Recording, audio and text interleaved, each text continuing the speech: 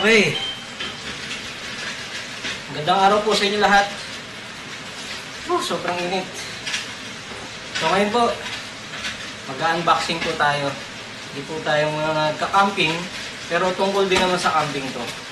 So dahil sobrang init na ngayon, meron kami yung, alam niyo naman, kung ano yung ginagamit nating mga tools or ano, para malamagyan tayo sa tindi ng init ngayon. Shout out po pala bago ko buksan ito. Shout out po kay mga nakasama namin sa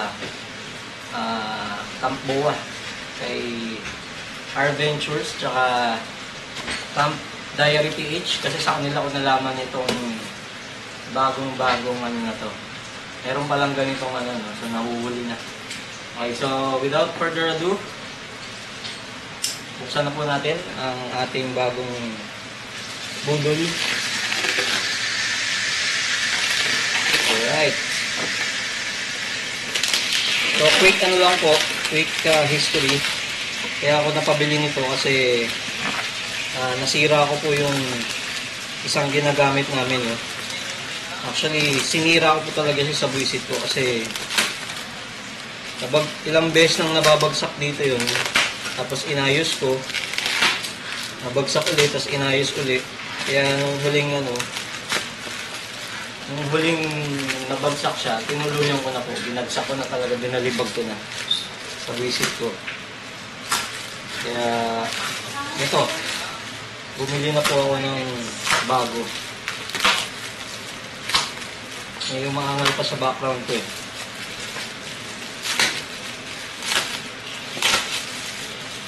Alright. Ito na siya. Maganda naman ang packaging. Okay. So yan. Makikita nyo po. Ang bagong purchase po namin, bagong bundle, ay ang Tilex. Ayan. Teka lang. Talagang unboxing. First look para sa amin. Kasi yung iba naman sa inyo, nakakagamit na ata nito eh. Natabi ko lang pang kutsilyo ko. Okay, so hindi lang po isa ang binili ko. Dalawa na. Okay. So ito po ay ang Tilex. Ba tayong mag-iwalay dalawa?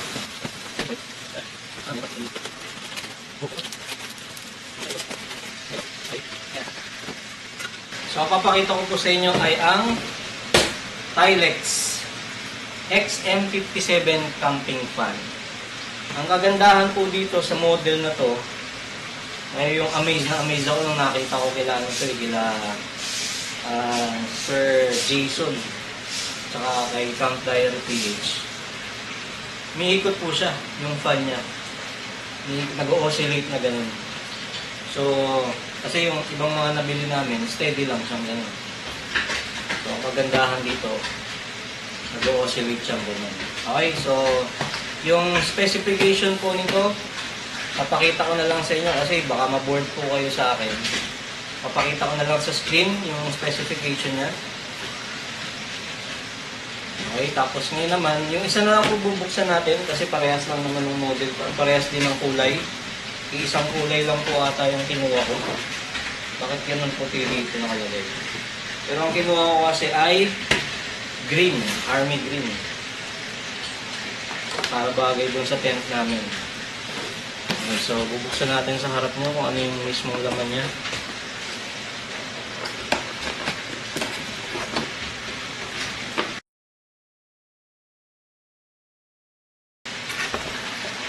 Yan. Okay. So, unang-unang makikita nyo po, ano ba to? Stand siguro to, no? Ito yung nilalagay sa gitna. Tapos, ito ay may magnet siya, battery. Okay. Tapos ito yung pinaka-tripod niya. Ito yung ilalagay dito. Ganun. Pasok siya din sa loob. Tapos siguro dito yung fan. Tapos niyan, merong another layer.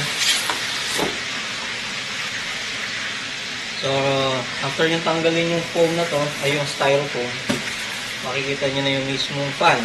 Pero bago yun, ito meron manual, syempre. Tapos merong charging cable. Tapos ito yun, oh. Yan. Unang-unang napansin ko, uy, mas malaki to. Mas malaki to kesa dun sa nabili naming isa. By the way, yung dalawang nabili namin pala dati, i-review ko rin yun. Long-term review. Pag kukumparahin ko siya, sobrang init to. Pasensya na po, pinagpapawisan talaga ako. So, mapapansin nyo unang-una, malaki siya, mas malaki kesa dun sa nabili namin na brand. Tapos sa likod, merong ilaw. Ilaw siguro to. Mukha naman siyang ilaw.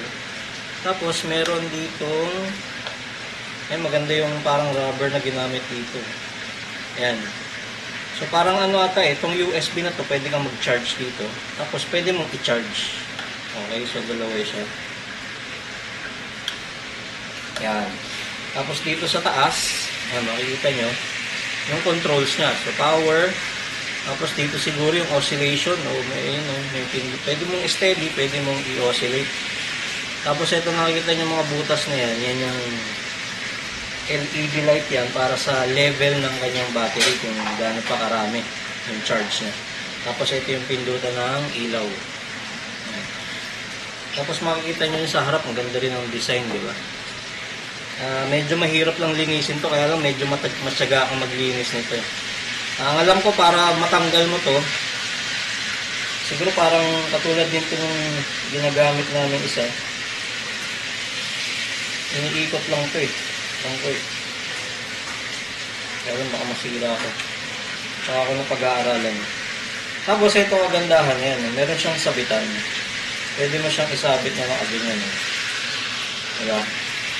So kung halimbawa nasa loob ka ng tent, pwede mo isabit na gano'n. Kaya nasa loob, nasa ilalim ka ng awning mo, pwede mo isabit na gano'n. Next naman, meron pa, wala na. Wala na ba rito? Wala na. So, yun lang po yung makikita nyo rito. Sabihin na natin itong box.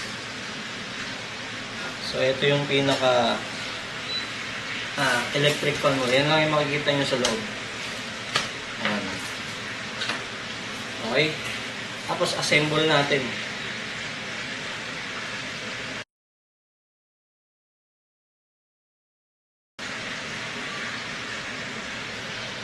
Siguro ito yung dito. Ito siguro tatanggalin ko ito. Hindi ko alam kung anong tawag dito. Mamaya, lagay na lang natin dun yung tawag. Nandito siguro sa loob ng manual. Meron ba itong direction? Parang wala naman. Parehas lang naman ang ano. Okay. So pag hindi, ilaw tuloy.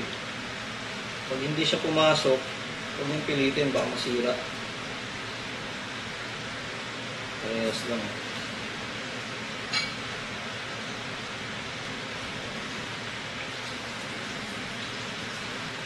Ingat din kayo sa pag nag-assemble kayo, una, lalo na sa una, kasi baka masira ano siya.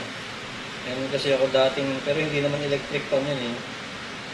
Meron ako dating in-assemble na ano, imbis na assemble ng maayos, nasira ko siya. So, ang ending, bumili ako. Kailangan nakasentro yung ano eh. Yun, hindi ko siya nakasentro. Ayan. Yun. Okay. Kaya na. Okay, pumasok na siya. So, ito siguro yung part na para ma-tilt mo siya ng ganun pataas tsaka pababa. Okay, so pag hinigpitan mo to, okay, so hindi mo siya matitilt ng pag-ganun. Okay, so dito yung control ng pag-higpit. Ito naman ngayon yung papasok mo dito. Hindi ko lang alam kung merong ang alam ko kasi itong itong isa sa likod, itong isa ang nasa likod, tapos itong dalawa sa harap. So, parang ganito ang position niya. Yan. Okay. Alam ko na, yung pinagkaiba nito dun sa nakita ko kila R-Ventures, medyo mataas yung sa kanila, na-extend ata na mataas. Parang mga ganyan kataas yung sa kanila. Ito, pang cable lang siguro to. So, ito yung kinuha ko talaga para hindi masyadong malaki yung ano. Puro ano lang naman tayo kasi sa camping. Puro table lang naman tayo. Doon tayo nagpapatong yung ano. Hindi ko lang kinuha yung mas matangkat. Ito okay na siguro. Tapos ngayon, pwede mo rin naman siyang taasan ganyan. Ayan. So, ito na yung pinaka highest. Kasi sikipan mo lang itong part na to. Diba? So, ayan yung itsura niya. So, babaan natin konti. Okay. Konting ano muna tayo. Konting montage.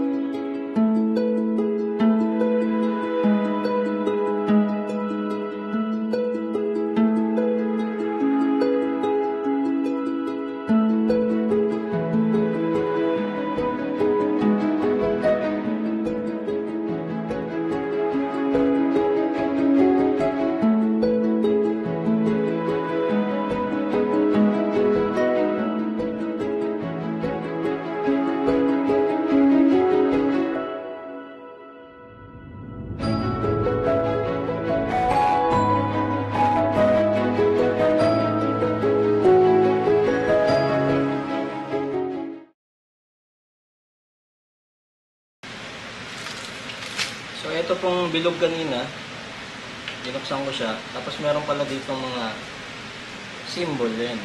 Parang remote control po ata ito. Subukan natin kung remote control na yan.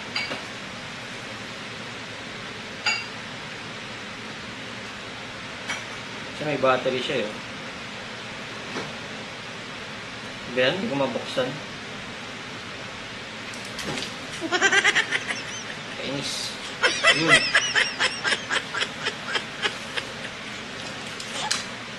Yan. Button battery. Ito, wag nyo pong ikakalat-kalat kung saan-saan to. Kasi delikado, lalo na kung may mga baby kayo sa bahay nyo. Meron po kasing nabalita, di ba? Sa Amerika ata yun. Nalunok ng bata yung ganitong button battery. Eh, pag nalunok po ng bata yung button battery, nag-react po sa kanyang tiyan na sugatan po yung intestine ng bata. So, parang nalason po ata yung bata. And the worst thing is namatay po yung bata. Baby pa po ata yun. Toddler. So, wag pong hahayaang pakalat-kalat yung mga ganitong battery. Kahit po wala nang charge yung battery. Okay. I-shoot ko na siya ganyan. Tapos, yun. Hirap naman. Okay, subukan natin kung mag-on siya. Parang wala naman. Yun! Mandar, oh.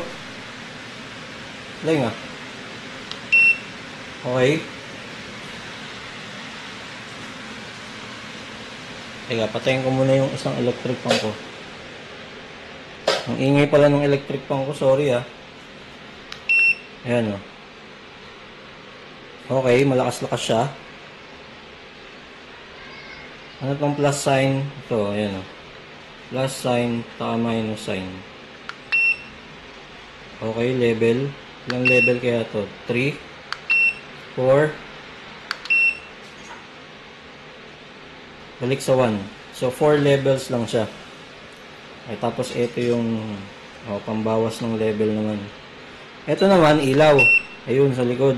Galing, may tunog pa eh. So, malalaman kapag ginagamit yung ano mo, may tumakas ng ano, maririnig mo yung tunog, oh. Tapos, itong isa, ano to? Uy, yun yung oscillate, oh. Oh, ha? Yan yung sinasabi ko sa inyo, eh. Oh. Diba? Panalo to. Oops. Ba't tuminto? Isang oscillate lang. Ah, yun. Tagal nung ano yun. Okay. O, so mali yung lagay. Teka lang. So kung ito yung harap niya, teka yung gitna. Layo naman ang ikot mo, nandito ka. Nandito yung ikot niya, yo. Tapos ito yung dulo lang. So ibig sabihin, nandun yung dapat yung harap. Anyway, ganda. Tsaka yung kulay niya. So dalawang kulay po yung available nito sa seller. Isang white, tsaka green. So mas pinili ko yung green. Ayan, makikita nyo sa box, oh. Yung green yun. Tapos yung white, ito siya. Wala, baka white yung isang binigay sa akin, eh. Ito. Mas gusto ko yung green, eh. Yan po yung white. Parang hindi naman siya white na white, parang dirty white. So, yan lang po siya. Pero ang kagandahan, niikot po siya, no? Ang ano lang dito, ewan ko kung parang hindi naman rechargeable ata yung battery, yung button battery nito. Tapos ito pong control na to, nadidikit po siya dito. Yun, no?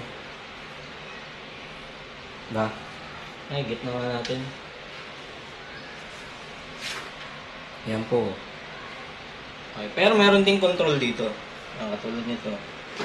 Tapos doon sa ibabaw, may makikita kayong mga dalawang klase ng ilaw.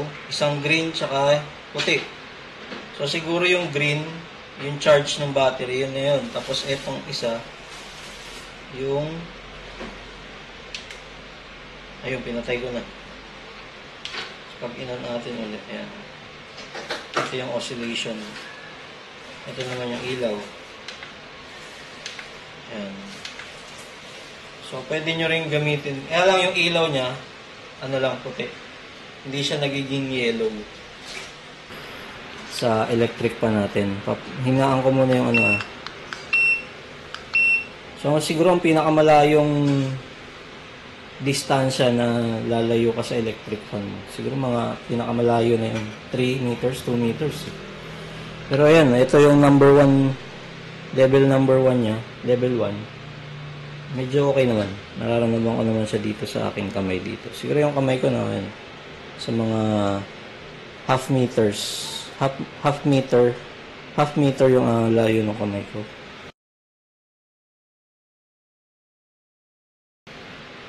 Hindi, nasa likod ako ng camera. So, dama ko pa yung ano, level 1. Level 2, syempre, lalakas na yan. Ayan, nararamdaman ko na. Level 3. Oh, malakas naman, oh. Makikita nyo yung galaw nung ano, yan, oh. Pero gagawin natin ano, secret, reference secret. Level 4. Ayan.